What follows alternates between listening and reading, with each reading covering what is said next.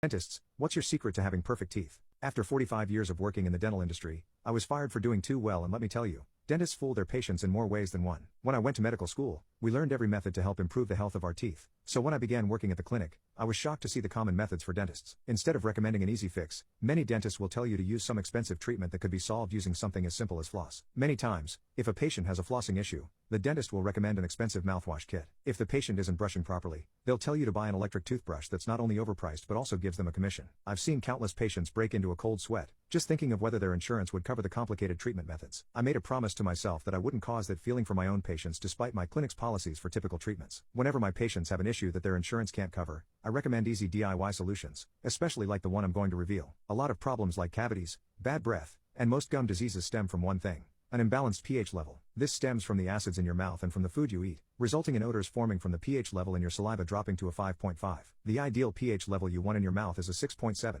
If your breath stinks, that's probably why. Snacking during the day is one of the top contributors to why a patient's pH level drops. If you're unsure whether your breath has an odor or not, lick your wrists, on the side where the skin is sensitive. Let it dry for a moment, and if the smell is bad, it's very likely that your pH level is imbalanced. A couple years ago, a patient with a severely imbalanced pH level came to me, and luckily I had the solution for them. The patient, a mother, came into my office with her toddler who refused to talk and kept holding his cheek in pain. After doing x-rays on him, we saw the beginnings of 7 cavities. Typically, you find a couple cavities on most patients, but this was a toddler whose adult teeth hadn't even come in and was developing cavities already at an early age. That's what we call dental caries. This kid was on the verge of gum disease at an early age, which is an ugly sight. When I see a child with teeth as bad as this, I morally have to assume that this child is in a dangerous situation at home. I sat down with his mother and asked why she waited so long to take him for an appointment, or if she was administering any oral care for him. She told me that it was only recently that her insurance approved her and covered this appointment. I told her, while I understood her position, that still didn't explain the condition her child's teeth were in. I remember watching her try to hold her composure in front of me. She told me in an effort to get him to enjoy solid foods, she started giving him lollipops, and he developed a sweet tooth. It got so bad that he won't eat food unless it means he gets a lollipop afterwards. She was so afraid of her kid not eating that cavities didn't even cross her mind. My clinic's policy was to give her baby fillings for his cavities, and inevitably causing her to spend thousands of dollars due to his obvious sweet tooth problem.